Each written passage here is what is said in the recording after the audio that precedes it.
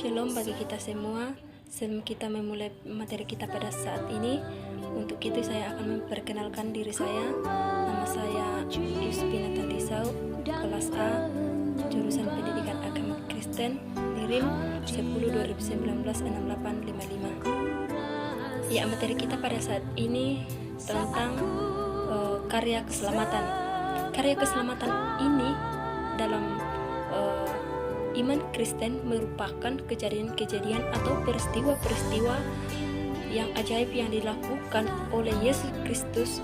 Peristiwa tersebut terjadi pada masa Yesus disaksikan oleh banyak orang. Ya teman-teman, bisa kita tahu bahwa karya keselamatan ini adalah suatu keadaan yang aman.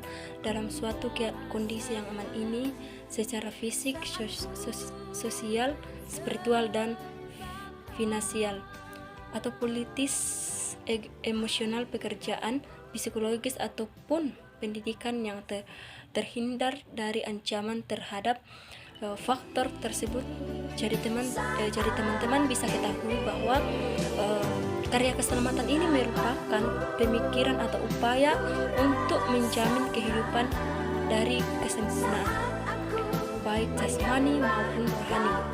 Ya, tenaga kerja khususnya manusia pada umumnya, hasil kerjanya, dan budaya untuk menuju kepada masyarakat yang adil.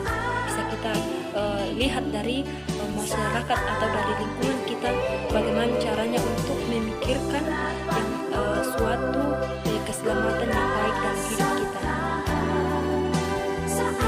Dari dua contoh karya keselamatan bisa kita lihat. Yang pertama yaitu Yesus menyembuhkan seorang yang buta. Bisa kita lihat dari kitab Matius pasal 20. Matius pasal 20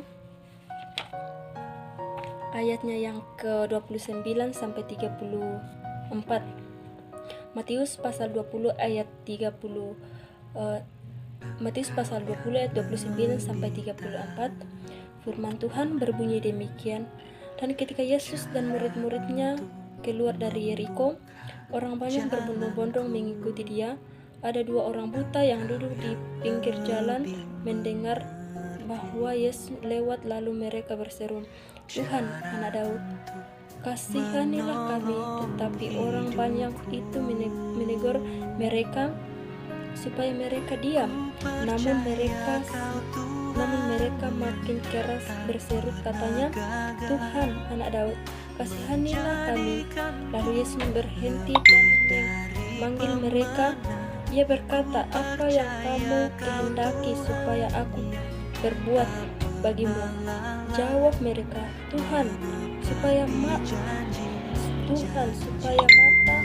kami dapat melihat." Maka terdengarlah ketika Yesus oleh balas kasihan, lalu ia menjamah mata mereka, dan seketika itu juga mereka melihat lalu mengikut dia.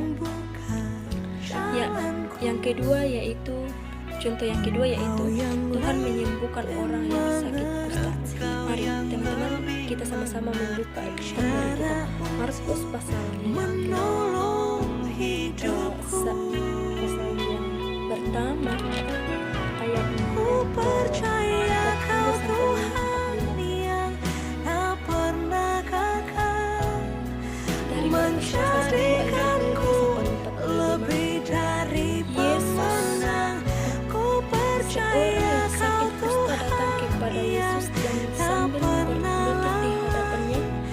memohon bantuannya, katanya, engkau dapat mentahirkan aku. Maka terdengarlah hatinya oleh belas kasihan, lalu ia menunjuk tangannya, menjamah orang itu, dan berkata kepadanya, "Aku mau, jadilah engkau tahir." Seketika itu juga lenyaplah penyakit kusta orang itu, dan ia menjadi tahir. Segera ia menyuruh orang itu pergi dengan peringatan keras, "Janganlah lebih dari teman, ku percaya kau Tuhan yang tak pernah lalai menepati janji. Sebagai bukti bagi mereka, itu pergi memberitakan peristiwa itu dan teman-teman sehingga Yesus tidak dapat lagi terang-terangan masuk ke dalam kota. Dia tinggal di luar di tempat-tempat sepi, namun orang terus juga datang kepadanya dari segala penjuru. Ya, teman-teman, dari dua contoh ini tentang karya keselamatan dapat kita ketahui bahwa keselamatan itu selalu datang dalam hidup kita, di mana Tuhan selalu ada atau menyelamatkan diri kita, umatnya yang percaya kepada Tuhan. Ya, yang berikut yaitu keselamatan digolongkan menjadi dua, yaitu keselamatan yuridis dan keselamatan dinamis.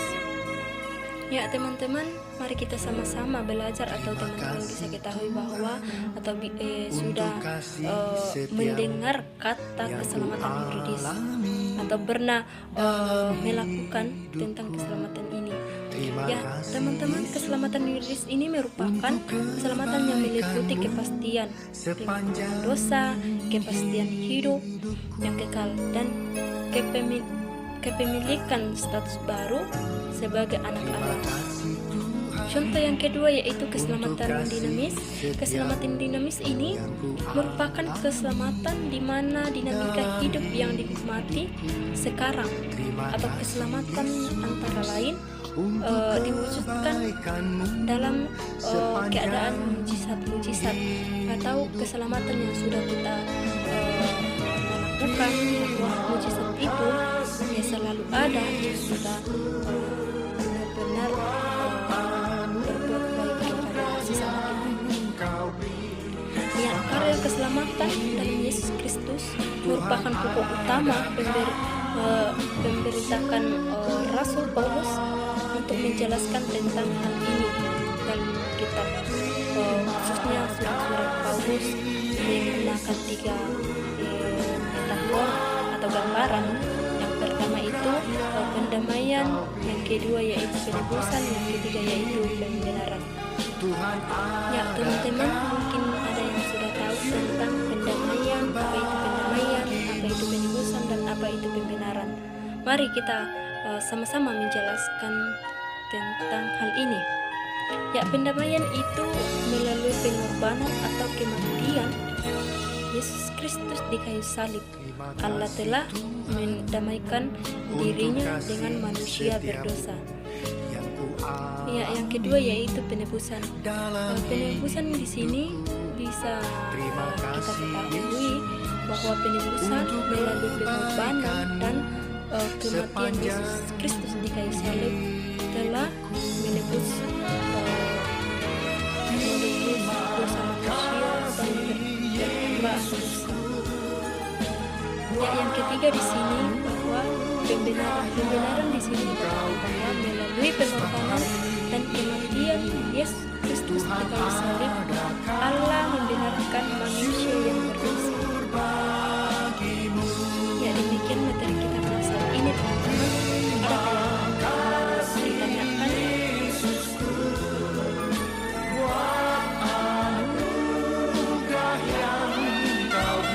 Kalau tidak ada, demikian materi kita pada saat ini.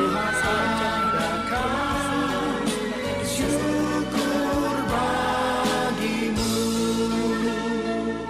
Sebab hari ini Tuhan adakan syukur bagimu. Sebab hari ini Tuhan adakan